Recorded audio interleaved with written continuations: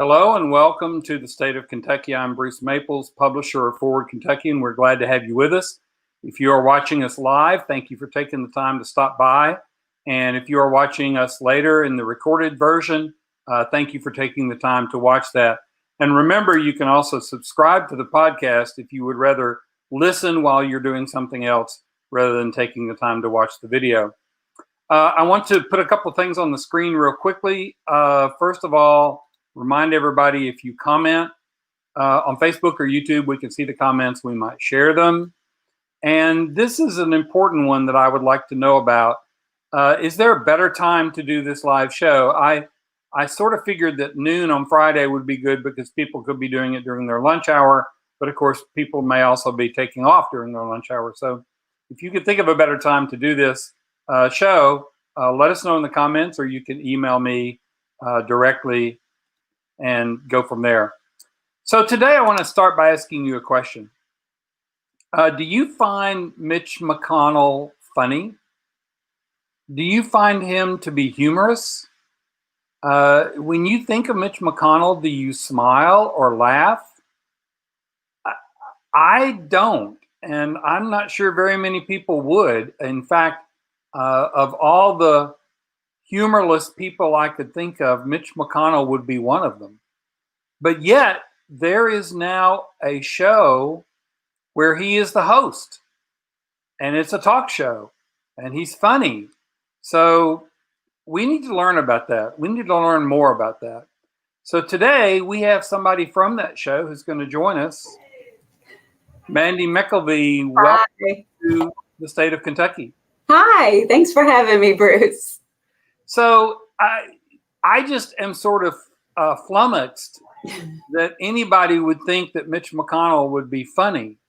So why don't you tell us a little bit about what that show's about?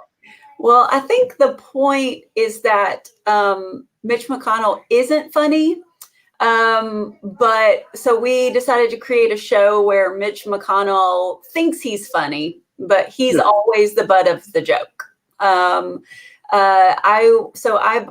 was brought in to be a part of this group to create a web series called The Mitch Show, which is a fake parody of Mitch McConnell's life. And we decided to do it as if he were trying to make his own talk show, where he believes that he is funny and interesting and he's trying to connect with the people. But in reality, he is always the butt of the joke because he doesn't get it. He doesn't know how to connect with people. Well, that's probably accurate. Yeah. Before we go into more about the show, let's back up for a second and talk about you. You are an actress, obviously. I wouldn't say that. I'm a comedian, and I guess as far as my acting is concerned, I'm a bit of a smacktress. I can ham it up. I can ham it up. Okay. So this is not your day job. What do you do for a day job? Well, for my day job, I'm a therapist at a hospital, a psychiatric hospital. But comedy, I've been a comedian for 13 years. Wow. Touring comedian, and I've been on the road for about 13 years. So I do stand up primarily, and then I also do a lot of character work. And that's how I got pulled into the Mitch Show. Sure. Do you know the people who started it? I mean, are you friends with them, or did they just go, we need Mandee?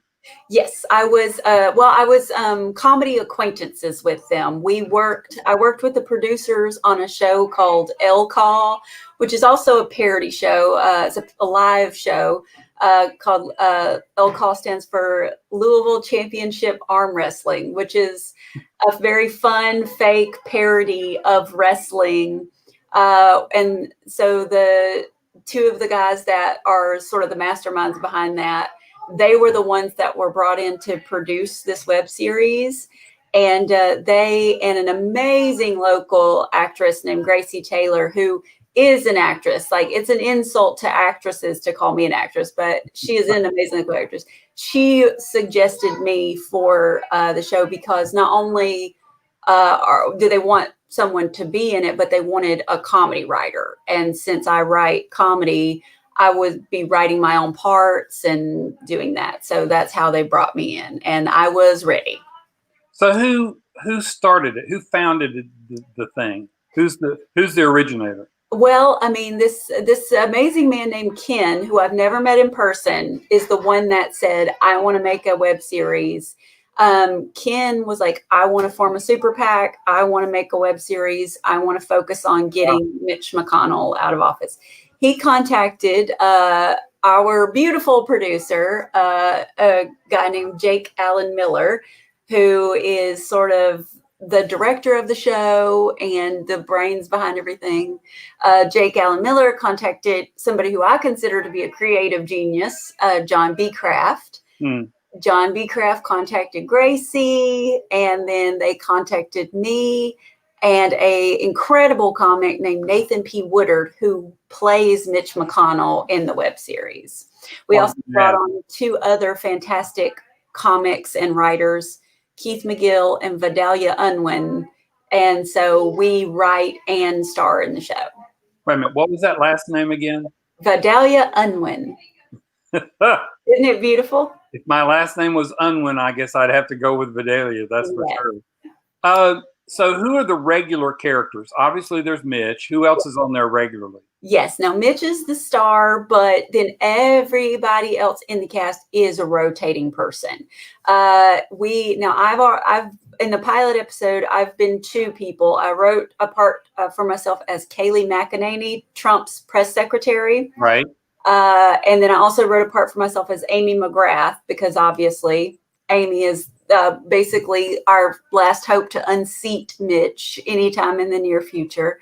Right. But I've also got some characters that are written that are really, I hope they pick up our web series and have us do more, because I've got some Nancy Pelosi stuff I'm ready to do. And I'm really, really interested in being just about every political white woman I can possibly be.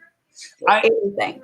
I have to admit that when you talk about the press secretary, I look at you and I can sort of see that. Right. But I look at you and I don't know how in the world you do Amy McGrath. Oh, that is a compliment. That's a compliment, because when I wash all the makeup off my face, I look just like her. That's wild. I've got to see that. I can't wait. The episode's up. I can't wait for you to go see how I was able to play both of these 2 women at the same time. But that is my favorite thing to do, is to transform. I love wigs and makeup and outfits and putting on a different voice and putting on a different posture. I mean, I can't think of it. It's just stuff we used to dream about as kids. Right. I get to do it as an adult. So I feel, despite the fact that it was not financially lucrative, I feel like I won when it comes to jobs. Got you. I just am fascinated by somebody trying to do a comedy series during the pandemic. I know. How do y'all record this thing? Okay, so all of our meetings happened over Zoom, and all of our writing happened over Zoom, and all the casting happened over Zoom. Then once we finalized our scripts, we all agreed to get tested. And then we met at our first location for filming. Everybody stays masked, the crew and everyone's masked the whole time. And then when we do our scenes, we do as many of them 6 feet apart as possible. And they just shoot and sort of make it look like we're interacting closer than we are, a lot of close-ups back and forth. And then there's only been, I think there was maybe only like 2 separate scenes where we had to physically come in contact with each other. And we just keep getting, like Nathan, who plays Mitch, Nathan and I get tested every week. And so we just sort of limit our contact, stay apart from each other during filming, stay masked, and then just keep only the mandatory things where we have to actually get close to each other. Just keep that as limited as possible. We do a lot of filming outside, which was great. Yeah. So how many episodes have you shot so far? One. One. Yes, and it's packed full of, it's got, 10 amazing sketches in it, all crammed into one episode. And the hope was that if we produce it and we liked it and people liked it, then they will fund us to do maybe a couple more before the election. But now we finished it, and I'm more proud of this episode than I may be of almost anything creatively that I've put out into the world. It's that professional. It's that good. The guy who's the director of photography, it's like hard to imagine he's local, because it looks like a professional series done in Hollywood. Wow. But the problem is now we have to convince people to watch it. Right. Well, that's what I was getting to next. I went and just, randomly put into search the Mitch Show. Yes. And I get, I think, Mitch Album, who's a whole other person. Yes. And then it tried to give me Mitch Miller, which I like Mitch Miller, but that's not what I want. Yes. If people want to watch this thing, where do they go watch it? Okay, so if you're like me and you are very not social media savvy, do not worry. You do not have to be. Okay. You go right to YouTube, and you go right to the top of that search bar of YouTube, and you literally type in The Mitch Show episode 1. And the reason, you don't even have to put in episode 1, but if you do, it will just help you cut through a lot of our promo videos, because we had a lot of shorter promo videos. It will just help you get right to it. And that is for people like me. That's what I tell my parents to do, or I just send them the link, because they don't have social media otherwise.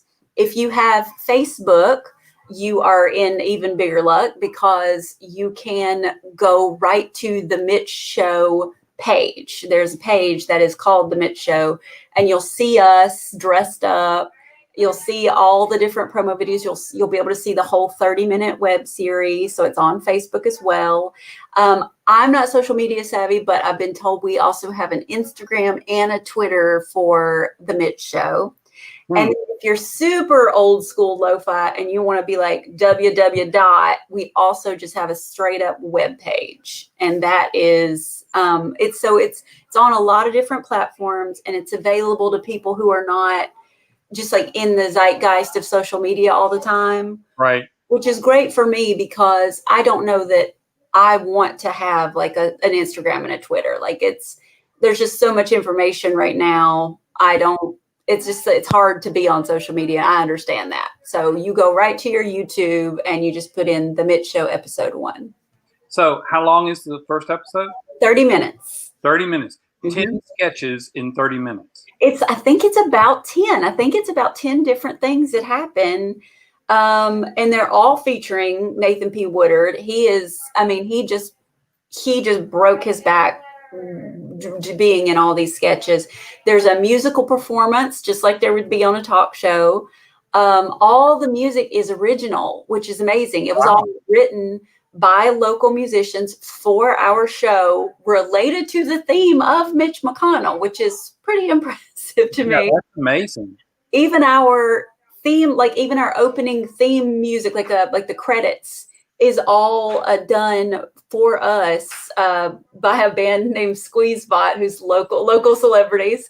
They wrote our theme music. We have an amazing guy that does our score, who is, I can't believe we get to have him in Louisville. His name's Joe Stockton. He does original scores for everything we're seeing that comes out of Louisville. And then we have the musical performance by a band called Motocop, and they wrote an original song for the show. This is great. We're great. Just going to have to go check it out. It's great. Even if you don't care about politics, I would be just so impressed to know that this is your Louisville. Like, these are your comics. These are your writers. These are your musicians, your actors. These are your directors of photography. They're yours. Like, no one is coming in outside and spiffing this up. Like, these are not well-funded, wealthy people. Like, this is a full homegrown project. And I thought it was just, it's so impressive. It's so impressive to me. So the guy that plays Mitch, say his name again. Nathan P. Woodard. Nathan P. Woodard. Incredible stand-up comic. Does he look like Mitch in the show? Does he get made? In the show, he does. Not in real life. No. In the show, he's perfected just sort of that gape mouth, disappearing chin thing, and where he's sort of perfected that sort of just googly-eyed disconnect from the actual problems that people are discussing. Where and he's also, Nathan he's not only a great comic, but he's a brilliant writer, and he is very informed. So when he writes, he really writes from a place of understanding who he is playing. And that helps a ton, because he's not just like, look at me, I'm a goofy turtle. He's actually in the mindset of how disconnected this man is from the people that he's serving in Kentucky. Wow. Remind everybody, if you comment, we can see the comments. We might share them. And I have one to share here. So Jason Cooper says he enjoyed your Dead Comics Party send-up of Joan Rivers. And I can imagine I would enjoy that too. I really did enjoy being Joan Rivers. So he looks forward to seeing more of your work. Well, he can do that by going to The Mitch Show. The Mitch Show, episode 1, and going and watching it. Yes. How long ago did y'all finish the first episode? Gosh, let's see. When did it premiere? Just premiered like a week or two ago. And I think we finished it maybe just like 3 days before that. Wow. We really got this and pumped it out so amazingly quick, considering the way we had to manage everyone's schedules. But I think it only premiered about 2 weeks ago. So it's still fresh, and we're still in that phase of like, okay, now that we love it and we know that it's good, how do we get other people to see it? Because I know they'll love it. It's just a matter of getting eyes on it, because I can understand why you would not immediately be attracted to a show that you think features Mitch McConnell. Yeah. I can imagine why that would be a turnoff to you. So it's about explaining to people that how much you will love what we've done with him and the way that he's portrayed. So do you have any idea how many people have seen it so far? It's hard to know. It's hard to know because it's being viewed on 4 different platforms, I think. Right. So I don't know between all 4 platforms how many eyes have been on it so far. I can't imagine that you have heard anything from the McConnell camp. I'm sure they haven't contacted you at all. They have not, but something very suspicious happened. So we had a whole sketch in there where Mitch McConnell actually does really interview the people from Martin County who are big activists regarding the Martin County water situation and how Martin County hasn't had clean water in forever. We had, I think it's Mickey and Nina McCoy, who are really doing amazing work in Martin County and trying to advocate for their community. They actually came on the show as guests and interacted with Mitch McConnell in order to help get their message out and get their platform across. And they were fantastic, by the way. I love that there are real, actual people in this show with real issues. Well, and then I played Amy McGrath, and we had a whole debate about it. And then it was maybe 2 days after the show premiered, mysteriously Amy McGrath turned up in Martin County for the first time and wanted to talk about the water situation. Oh, wow. And I'm not saying anything. I'm just saying we did tag her a lot when we were promoting the show. We tagged her a lot.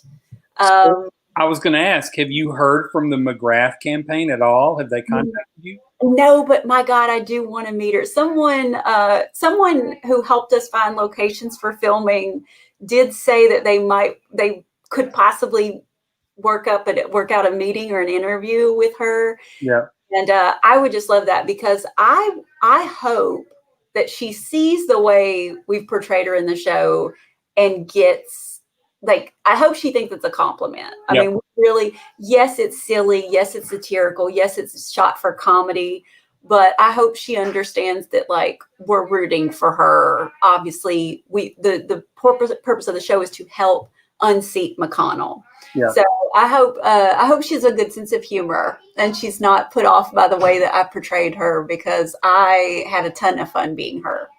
Well, see, I don't know Amy, I mean, at all, really. I mean, I've interviewed her.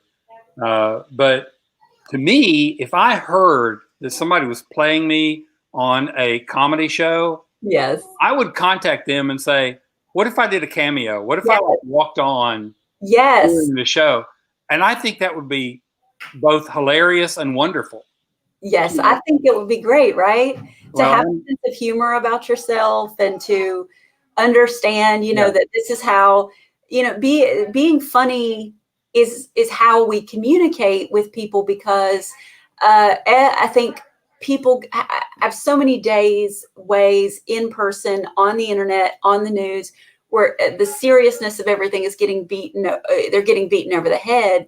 But it was maybe 10 years ago, they did a poll that found out that more Americans were getting their news from Jon Stewart when he was over the Daily Show, because it was extremely informative. But they also felt comforted by his presence and by the information they were receiving from him.